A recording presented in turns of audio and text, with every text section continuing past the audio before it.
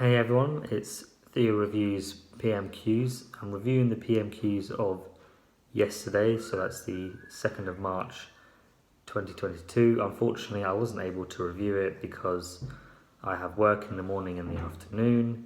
During the day, I was with Age UK, and then in the evening, I went to watch The Godfather at the cinema. So this is the 2nd of March PMQs being reviewed today, Thursday the 3rd. So obviously the main issue at the moment, and sadly, has been the invasion of Ukraine. I send all my thoughts to the people of Ukraine, hope they get out safely, and I hope Putin stops this action. So obviously with that in mind, today's PMQs was a lot more serious, just like last time. And Parliament started with the welcoming of the Ukrainian ambassador to the Parliament lobby. Now, the Parliament lobby is where you can sort of watch PMQs, and I'm very glad to say there was a standing ovation for the Ukrainian ambassador. So Boris started obviously about his and the UK's solidarity to the Ukraine. Keir Starmer then sort of echoed, saying he's glad the ambassador is here at the House of Commons, and the country can be united on Ukraine. And then he went on to talk about Roman Abramovich, the head of Chelsea FC, and why he isn't facing sanctions. Johnson replied that it's not appropriate to comment on individual cases. Keir Starmer then replied with, hopefully we'll see some action in the near future. He went on to then talk about Putin's former deputy PM, and that he has 2 flats 5 minutes away from the House of Commons worth over £1 million, and that he's on the EU's sanction lists but not ours, so when will the PM sort it out?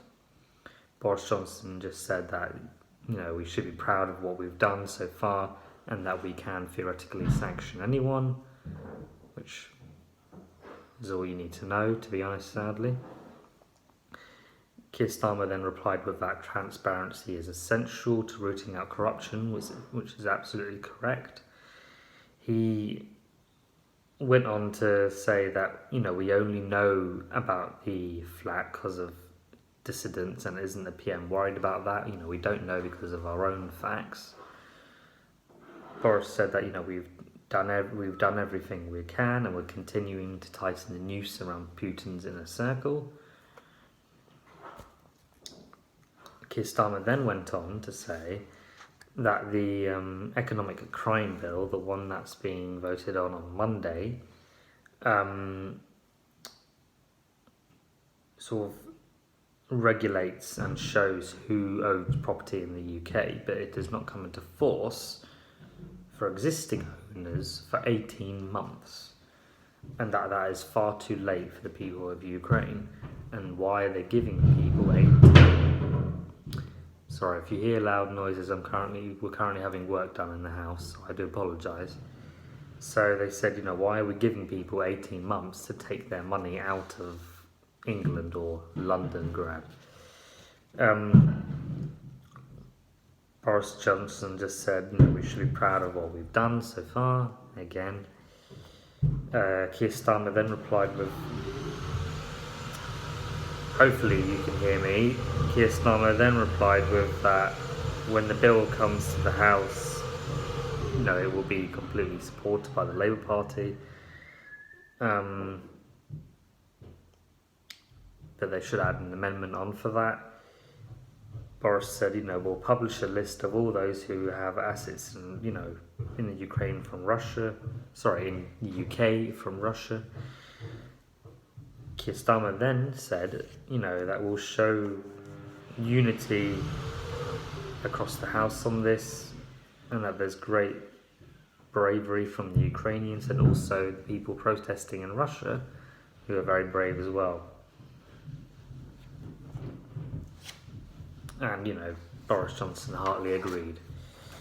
So I'll just touch briefly on the SNP, as they're the second biggest opposition party. So the Westminster representative Ian Blackford said, echoing on from what had already been said by Boris Johnson and Keir Starmer and the Speaker about welcoming the Ukrainian ambassador. He said, we are seeing war crimes in Europe and that Putin must face charges in The Hague, and that one of the charges could be a crime of the aggression by a state, but that is not supported by the UK, and will the PM change that? Boris Johnson said, he's very happy to meet him, but that he thinks that they've seen enough things already that qualify for Putin to face charges. Ian Blackford then said, he thanks him for his reply and that they should be working together. He then went on to talk about how there are many Ukrainian refugees and that the EU has waived visa requirements. But when will we? And I think that's a very good question. I'm very disgusted with how we're treating the people of Ukraine at the moment. Boris said we are, basically that we are doing as well as we can and that we can't abandon checks, because it might allow, basically like Russian terrorists and infiltrators to enter the UK, which is absolutely stupid. So this was obviously a very different and serious PMQs like last week. I do think that Boris Johnson does need to be doing more. We need to be doing far more on sanctions on Russian oligarchs. Hopefully we won't be having to talk about this next week. If you're able to, please do help and donate to groups and charities working with Ukrainian refugees and the situation in Ukraine. Until then, please do leave a comment or a question, and I hope I see you next week.